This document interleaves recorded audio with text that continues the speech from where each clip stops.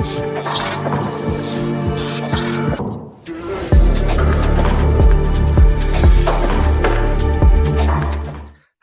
and welcome back to Up the Villa podcast. This is our match preview for Aston Villa v Crystal Palace. If you are new around here, subscribe, drop a like. Let's have a like target then of 900. Let's have a pretty big one, 900. And comment your thoughts in the comment section down below. I don't know about any of you guys watching, listening, but that's been a dry couple of weeks with no Villa playing football. It's been really flat for me. Just, it's just I watched England the other day and that was just literally disaster. So there's no point. Watched the rugby, which I don't normally watch the rugby. I felt that was absolutely fantastic, to be fair. But apart from that, I'm just buzzing to be back talking about the Villa. So how are we all? We all right? Yeah, very glad to be back in a match week. Good stuff. So, positive news. Moreno is back in training. So, hopefully, he's going to be involved in the match day squad. Ryan, what are the benefits to having Moreno back then? We have got a lot of games pending, haven't we? It starts to get thick and fast now after this international break until the next one in October. I'm with you, mate. It's been dull as dishwater, mate. It's been, even I resorted to watching the egg chasers, man, and it was a good game, to be fair, especially after the. Do you know what was sorry to interrupt you, but you know what was really weird, right? I mean, I've got no idea about rugby. It's probably the one sport that I don't really watch, and it baffled me that dude headbutted that guy, and it just was an accident, and he got a yellow card. He went off. They then had 8 minutes to discuss whether he should have been sent off. And how they didn't realise that was just accidental was just ridiculous, in my opinion. So, the fact that in football we have bad VAR decisions and they're over in 2-3 minutes. This thing was 8 minutes. And to me, they still got it wrong. So, yeah.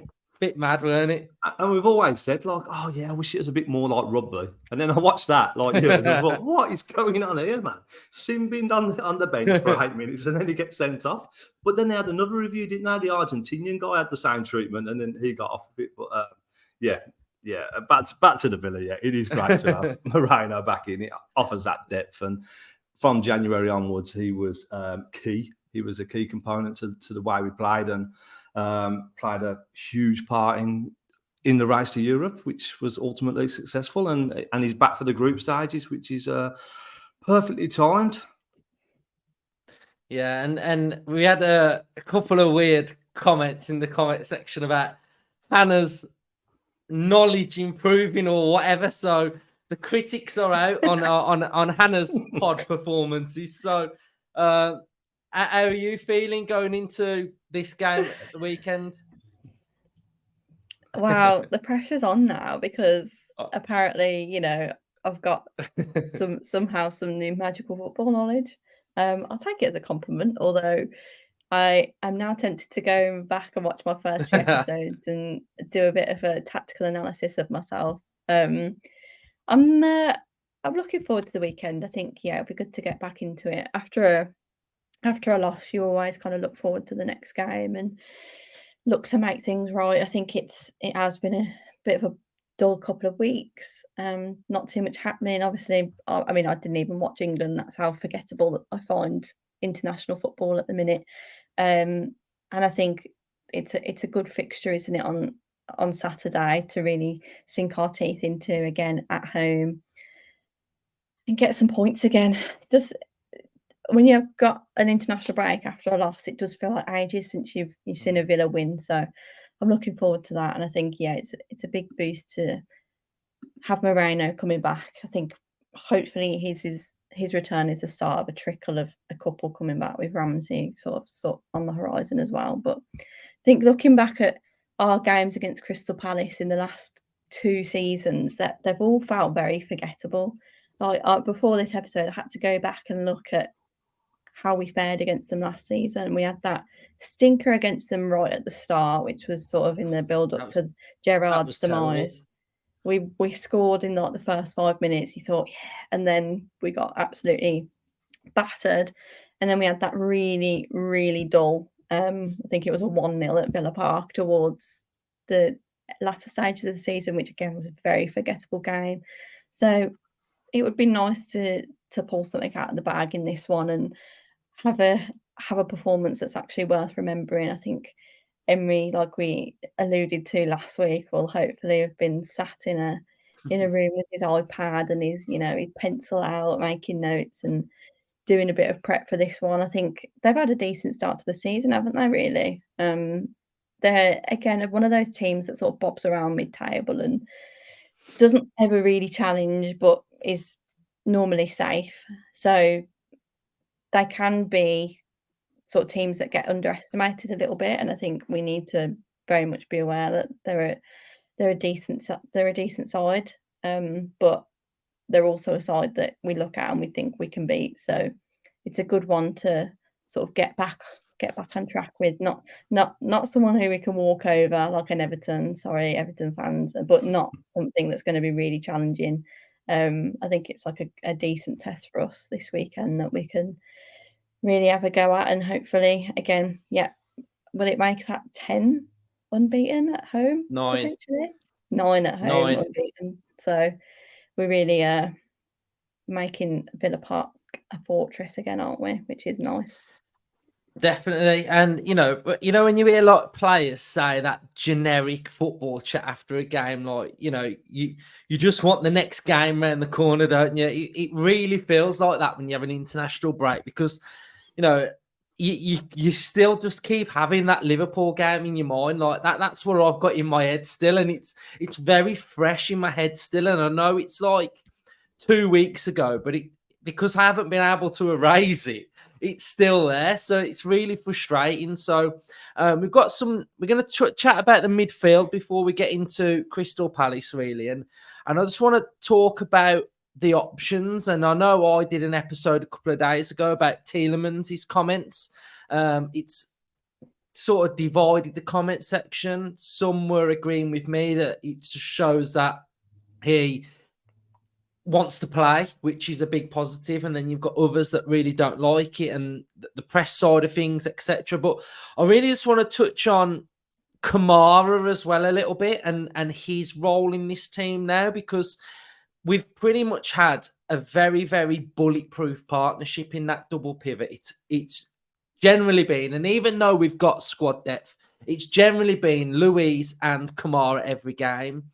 But is there now, and this is basically coming off the back of two poor Kamara performances away from home, is there now talk, Ryan, for rotating Kamara, or is it too early to sort of bring Tielemans in based on his comments in the media? Because it would feel like the players sort of pushed him to play him, if that makes sense. So what are your thoughts on the midfield? Yeah, the thing with Tielemans is these comments have come out, and whether it was directed at Emery or whether he'd just been coaxed into it by the interviewee, they've come out, and he wants more game time, which I get. He's coming in, he wants to play, and I'm with you, Luke. Him knocking on the manager's door, Belgium international, big player. He's a wonderful, wonderful footballer. So I'm happy for him to knock on the manager's door and demand football. There's been enough Aston Villa players over the years that are happy just to turn up to training, see you later, take my dough. There's been numerous amounts of players that are happy to do that. So for me, I don't mind it. If it carries on and gets a bit negative, then maybe my view on that will change. But for now, that's fine, and I'm glad he wants to play for Aston Villa. Where does he play? For me, at the minute, do I see him with enough work rate to break that double pivot and be a fixture in it? I don't know yet. Emery will know. I don't quite know. What I mean by work rate, I'm not saying he's lazy or anything. The stamina to play that double pivot, it is a specialist position. Kamara is our ball winner. He's destructive. He's breaking the play up. And when you was giving me my fresh trim look the other day, we was talking about Kamara, weren't we? And we were saying, he hasn't had great games against Liverpool and Newcastle, but there was quite a few others that haven't performed in them 2 games either. But I do think, there's a chance for him to break in, but at the minute, I still see them 2 as first choice. I know we've talked a lot about we don't have a first choice team, and we've got squad depth everywhere. But at the minute, I can't see him breaking into that double pivot. Like I said, Kamara, the ball winner, and Luiz is like Mr. Consistent. My favourite player. He's rarely below 8 out of 10 every week now. He's on it.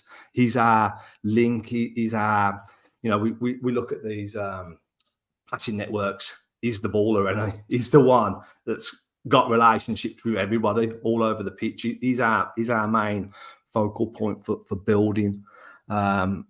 But Tielemans in front of them too. Our formation, we've got our back 4. Forget all the shape shifting. We start off with a back 4 and it shapes. And we've got the double pivot, and then we've got the front 4, which shifts shapes. So is there a spot for him in that front 4, whether it be on the left coming in a bit, maybe in like a 10 position? So potentially Emery might have something up his sleeve a little bit more further advanced than the double pivot. And also with our new Italian stallion that's signed as well, Again, it's another option in midfield, isn't it, Luke? Yes, definitely it is. We'll get Hannah's thoughts, and we'll move on to Zaniolo. Do you want to add anything on that midfield area, Hannah? I think I agree in terms of you don't want to mess with it too much at this point. I think a lot of kind of what we've assessed from these first 4 games or so has been that it has been up and down. There's been a few stinky performances, let's be real, but I think it is a time of trying to settle the ship a little bit. And I don't particularly think breaking up that double pivot at the moment is the solution. But I mean, at the start of the season, I was really excited about Tielemans. I would like to see him play more. So whether we can plop him in front of them, because we know he quite enjoys to pick the ball up from deep and run with it a bit. And he is a player that sort of likes a bit of box to box. So whether he's a bit of a John McGinn-esque role, I'm not sure. I think he is quite universal from what I've seen so far. So I'd be happy to kind of give him a little run in the team, sort of sitting in front of Kamara and Luiz. But at the minute, I don't think he breaks that partnership up. I think where possible at the minute, we kind of need the stability of keeping some of those partnerships, given the defensive ones have been so shaken. And where he'll definitely be getting games is in Europe, and we're going to be having an extra 6 games coming up in sort of across September, October, November, and there's a game in December as well. So, there's going to be games thick and fast. So, if he performs well in some of those, then I can imagine him coming into the Premier League side. And Ryan touched on Zaniolo, who had a really good game for Italy against North Macedonia. He had 82% passing accuracy. He won 6 out of 10 duels. He won 2 out of 2 aerial duels. He had 3 out of 3 successful dribbles. So Zaniolo had a real big international game for Italy. And I do think there may be a cheeky start for Zaniolo at home. Just got a funny feeling that we might see him on that right-hand side, maybe.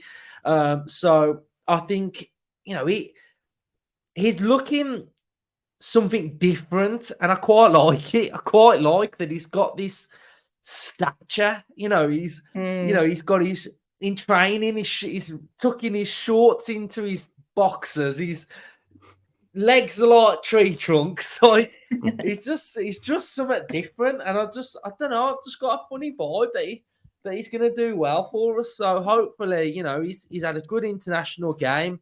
His fitness is improving, and I think he's got something to offer this side. So Villa Park, Saturday, Hannah said that it's become a fortress, and it has been a fortress.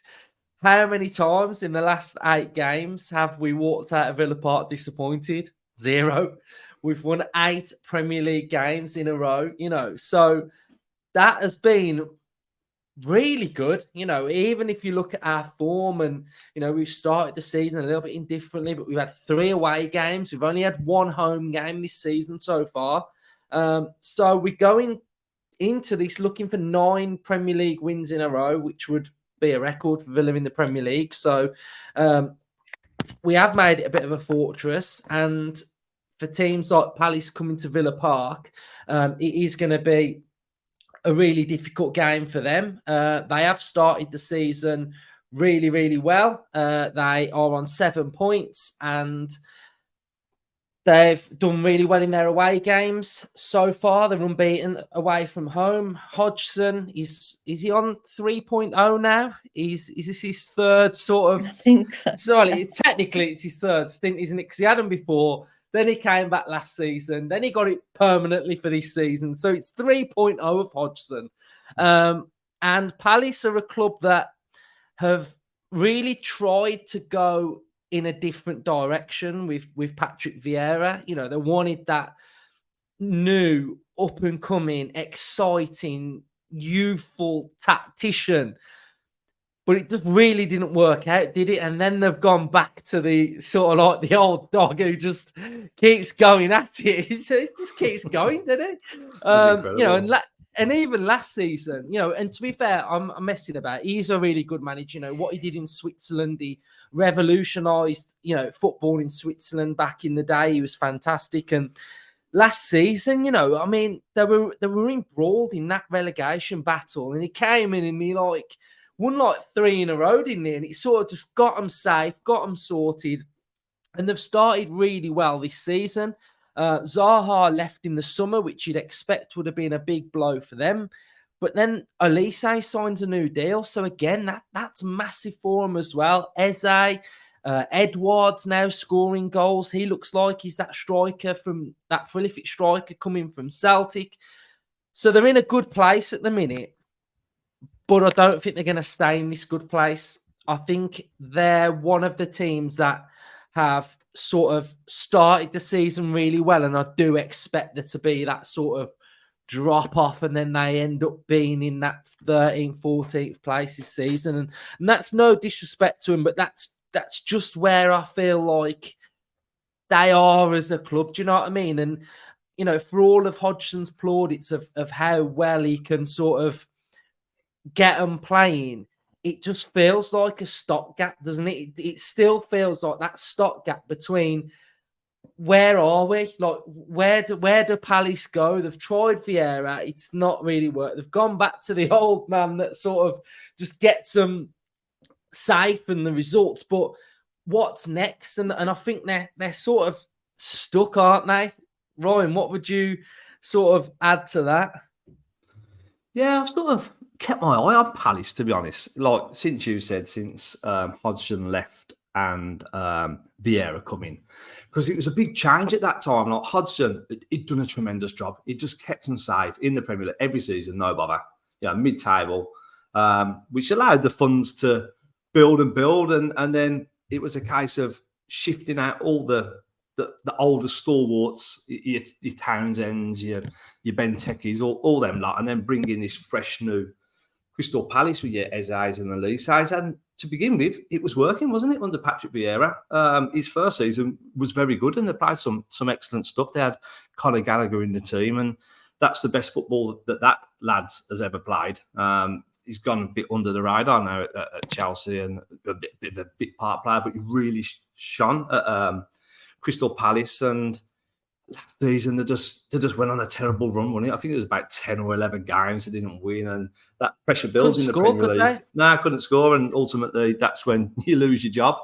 And yeah, like you say, Hodgson's come back in, steadied the ship, but he's done an incredible job, really, just to come back in. And the thing is, I don't know how old he is, about 120, but he just keeps going. And it was like, he come in and he's like tracksuit on, he's belting balls around the training ground. He's still got that enthusiasm. It's incredible. So, you know, as a squad, when you see that, I think, crikey, you know, he's still on that training pitch with his boots on. Yeah, you got to respect it, man. You got to respect that. I saw a clip of him. It must have been last season when he was like pinging balls in with his left foot, and like strikers are running onto it. I'm like, it's so funny to watch. But you know, he's a legend, and they have made a really encouraging start to the season. Like they have got a healthy points total, like you said. Like Sheffield United away, first game. We know what it's like playing a promoted team away from home. It's very difficult sometimes to get a result, and they got a win there. They beat Wolves at home. Brentford, they got a draw at Brentford, which is again a very tough place to go. And Arsenal, it was a very even game that was decided by a penalty in the end. So they are playing well, and I get what you're saying as well, Luke. It could easily crumble. You know, Jordan Ayew is playing absolutely brilliant. He hasn't scored yet, but he is contributing. We have got a very similar striker, and you know, when they're not scoring but they are contributing, it still makes them a dangerous forward. And then Eduardo's coming on, he's knocking goals in. That is it, Matata that he's come off the bench a few times, few assists, so he's contributing. Like you said, they lost Zaha, but they've also lost Elise for the start of the season because he hasn't played because he's been injured. So they've got these great results without them two players. Eze, oh God, he's wonderful, isn't he? He's a baller. He's an absolute baller. And then you've got Gay in defence as well. You know, he's an England international now. So I'm full of respect for Crystal Palace. But yeah, like you said, they could go one way, but I do think they could overachieve as well if the stars align. So I'm expecting a difficult game. And like Hannah said, it's always a bit of a slug against Palace. You know, we had that 40 European celebration, didn't we? The end of the season before, when Villa Park was just buzzing all the legends on, and then they're just bored it out to like a 1-1 draw. So they do bring the mood down a bit. But I'm confident we can get a result against Crystal Palace at the start of the season. 3 points was on my tally for this game. Cool. Well, I'll run through the slides that we've got of the game, and then we'll just touch on how Villa go about this as well. So we will have predicted lineup out as well after this episode. So this is the head-to-head record in the Premier League era. 8 wins for Villa, 8 wins for Palace. Palace have got 1 away win at Villa Park. Like you've all sort of been touching on, it's mixed bag, isn't it, really? The 1-1, then you've got 3-1, which was an absolute terrible game last season, then 1-0 at home. This is the form guide of both teams. They've got 7 points. We've got 6, and they, could have got something against Arsenal as well, who were down to 10 men. This is where they sit in the table, and this is their away form so far this season. So they are unbeaten away from home. We have their strengths. They are very strong at stealing the ball from the opposition, which we will go into on the predicted lineup because that's something that I've noticed. Creating of scoring chances, shooting from direct free kicks, which is Elise and Eze. Attacking down the wings, they play sort of like a 4-3-3. Aerial duels, defending set pieces. Their weakness is scoring chances and avoiding fouls in dangerous areas. The style of play, take a lot of shots, consistent first 11 and non-aggressive. This was their lineup in their game against Wolves, and this was their passing network in that game as well. So we've spoke about Anderson on this podcast numerous times before about him pinging balls in, and you can see here that their main pass is Anderson to Ayew, so a sort of a little, not a cross-field ball, but a sort of a direct ball to Ayew. There's width there. There's the structure with Decore and Lerma. There's a focal point in Edouard. There's Eze in a number 10 vibe. So their team so far, and this was against Wolves as well, so that's a nice shape, to be fair. They attacked down the centre majority of the time, and then they attacked down the left against Wolves as well. And this was the Wolves passing network as well. So it was pretty pretty similar, really, with the two holders. But you can see that they don't really have that focal point. Cunha up front was just sort of too deep, and I think that's probably been part of Wolves' problem as well this season. They were getting out wide with Neto and Semedo. You can see in this game that they had an expected goals of 2.11. Wolves had a 1.18. Wolves had majority of possession, 57%. Passing, Wolves made 519, 84% passing accuracy, and Palace had 80% on 393. So, hopefully Villa can sort of dictate play and keep hold of the ball a little bit like what Wolves did. This was their shot by XG per minute. We've got the expected threat, so pretty even in the expected threat. Wolves had a higher expected threat than Palace. The shot map. I just want to touch on some of the players that have started really well for Palace. Edouard, he got 2 goals in this game. Looks really, really lively. Eze had a great game as well with 90% passing accuracy. So Eze, Edouard, Anderson, we've got to be wary of all of these players. So Hannah, moving on then, how are you feeling about Aston Villa in this game? Are you expecting Villa to impose ourselves? Are you thinking maybe we'll see something a bit different? How do you see the game going? I think what we'll probably want to do, given that we're at home and we know that we've got a strong advantage there at the minute for sure, is we'll want to, like you say, impose ourselves from early on. I think we've kind of reverted back to type a little bit away from home this season with some of the early goals we've conceded, and I think we know that at home, if we can get on the front foot early, it makes such a difference. It gets the crowd behind, and I think the players' mentality is definitely a lot better when we seem to have a good start to a game. So I think we'll want to come out strong. I'm not sure in terms of tactical changes what Emery will be thinking. I think Crystal Palace are quite a physical side. They're quite a big team in terms of stature. So I think that's where potentially you bring in some of your more physical players. So this could be a debut for Zaniolo. I'm sure we'll touch on that a bit more in a predicted lineup episode. But I think that's something that I always note about Crystal Palace is that they're dogged. They're hard to beat. They're not a team that we seem to play lovely football against because they are quite, get stuck in, bodies on the line. And they, I think, are quite happy a lot of the time for opposition to have more of the ball and then try and counter. They've got a lot of pace. Eze is, like we've said, a very good technical footballer. Obviously, they're missing Elise at the minute, but yeah, they would normally utilise those two sort of talented, slightly pacier forwards on the counter-attack. And again, they've got a big sort of target man striker now who has got off the mark and has had a decent start to the season. So they'll be looking to get the ball up to him pretty quickly. So I think the way we approach this game is that I don't want to go into it cocky, and I hope that the players somewhat have been a little bit humbled over this break to think that, right, yes, we had an excellent end to last season and we've had some good results so far this season. We've scored goals, but we need to remain humble. We need to respect the opposition, not too much, but we need to understand that not every game is where we can be doing little backflips and trying to, have crazy techers for like no reason. If it's not going to come off, it's embarrassing. So I think we need to just keep our heads down, keep it to the basics and keep that ball in our possession as much as possible. And I think where we can get at them is in some of our wide play. I think that's been some of the best of our play this season.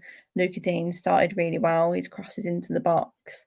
I think we've seen some really great play from Bailey and Diaby in their link up. So I think if we can sort of get our heads down from early on, hopefully get a goal in. But I think the key will be sort of making sure that we don't allow them to just be lobbing a long ball up to Edouard. We want to sort of control the ball as much as we can in the midfield, which is why I think that Louise and Kamara partnership will be really important in this game, and hopefully it works a bit better than we have seen in a couple of the instances so far. But I'm sure Emery, like we say, has been studying it, and I think they'll be up for it. Hopefully the crowd are up for it, and we can sort of keep this home run going, because like we said in our season predictions, if we can have this brilliant home record as Luke expects us to, I think that goes a long way, and it means that when we do travel away from home, yes, we still want to win games, but the pressure is slightly off, because we know that we are sort of performing well at home. So yeah, I think, like we say, they are not to be disrespected at all. I think they're a decent side, but there's definitely sort of places that we can get at them, and I think we do have some star quality in our team that we can punish them with.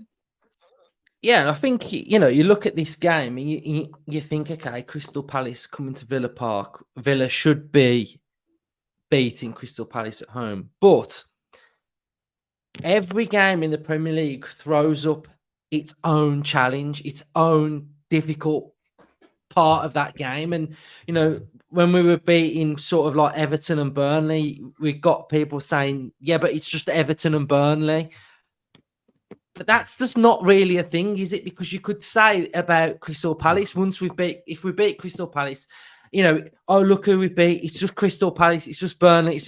But look at the challenge that this is now in front of us. Yes, we're at home. Yes, we should beat Crystal Palace, but they are on 7 points. They're playing pretty well this season so far. So that in itself throws up its own difficult challenge. And I think, you know, I look at every game and I think that there's challenges everywhere across the Premier League. You could go to Luton and, you know, imagine going there this weekend and they've not won.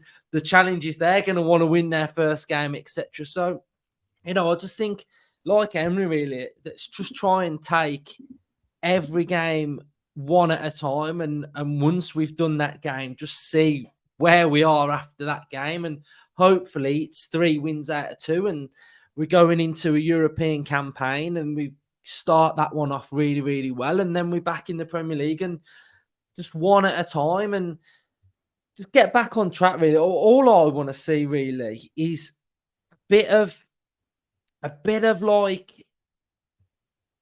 like tactical nous / a bit of aggression, bit of a footing and a bit of urgency.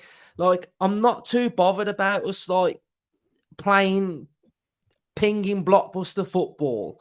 Yeah. I want to see us in this game, really making it difficult for them to be in as well. And my worry is in this game, if I do have a worry, is the fact is that if they score early and it becomes a little bit like, oh shit, we 1-0 down there, like everybody gets a bit aggy. I just hope that the players can just make it really difficult for Palace to show what they can do. Does that make sense?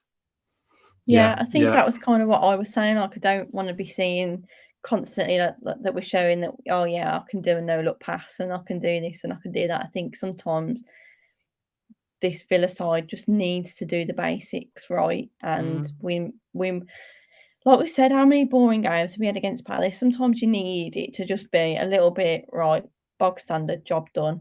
And, you know, if we go 1-0 down, we show, right, doesn't matter, we dig in a little bit, you know, stereotypical football saying, but you dig in and you make it difficult and you fight. Like, I feel like sometimes we have got a little bit of a soft underbelly when we concede a goal, and that's something that has changed a little bit under Emery, but I feel like we do have a tendency sometimes to slip back into that sort of failure mentality of, oh God, we've conceded, what are we going to do?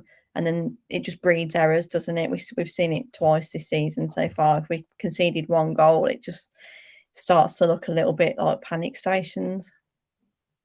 Yeah, I'm with you on that, to be fair. And this leads me into like our final point. It's about sort of, again, I've still got him, and I'm not trying to make this quite negative, but I've just got these thoughts that jotted down and they're just in my head, basically. So I've got to say it.